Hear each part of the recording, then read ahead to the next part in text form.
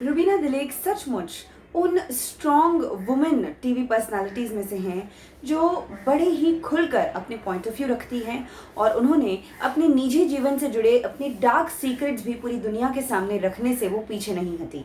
चलिए आपको बताते हैं कि हाल ही में एक इंटरव्यू के दौरान जब रुबीना दिलेक को ये पूछा गया कि अब जब वो डिप्रेशन के बारे में सोचती हैं या जो भी उन्होंने स्ट्रगल अपनी पर्सनल लाइफ में फेस की है उन सब चीज़ों के बारे में सोचती है, तो अब उनसे लड़ने के बाद, डिप्रेशन से बाहर आने के बाद उनका क्या कहना है इन टॉपिक्स पर। तो चलिए बताते हैं आपको कि इन सवालों पर रुबीना दिलेक ने क्या जवाब दिया। हेलो एवरीवन, मेरा नाम है Nityanshi and welcome to film window.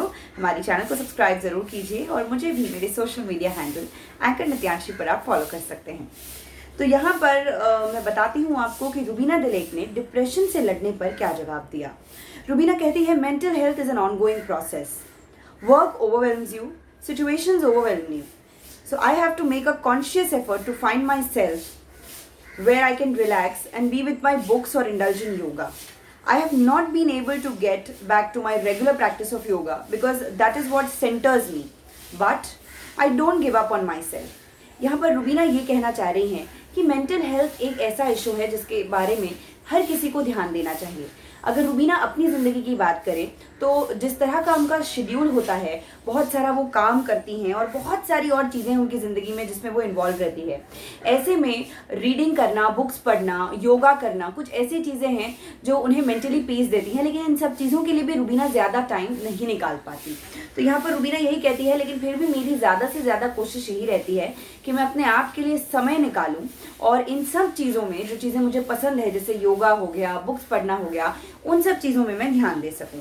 आगे अगर बात करें तो उन्होंने ये भी बताया, I don't shy away from accepting that it becomes difficult, but I find myself getting back to my sanity, my peace of mind again and again. Let me take you to 8-9 years back where I was in life unstable, insecure, over-ambitious, not knowing what to do, not understanding how to handle professional life with personal life, away from family, too much into work that I did not find time to make friends. In that situation, you isolate yourself from the possibility of leading a happy life, and that's what creates a lack of empathy towards yourself. तो ये था रुबीना दिलेक का कहना। वो बताती है कि आज से 8-9 साल पहले जब उन्होंने जस्ट अपने करियर की शुरुआत की थी तब कितना मुश्किल होता था उनके लिए, बहुत सारे इमोशन से वो जूझ रही थी और ऐसे में अपने आप को संभालना, अपने काम और पर्सनल लाइफ के बीच में एक बैलेंस बनाए रखना, ये सारी चीज़ें वो नहीं समझती थी, जिस वजह से उन्हें डिप्रेशन का सामना करना पड़ा। लेकिन आज हालात कुछ और हैं। आज रुबीना एक बेहतर इंसान बन के बाहर आई हैं और अब वो उन सारी चीज़ों पर अच्छे से ध्यान देती हैं, वो एक बैलेंस बनाए रखना जानती है।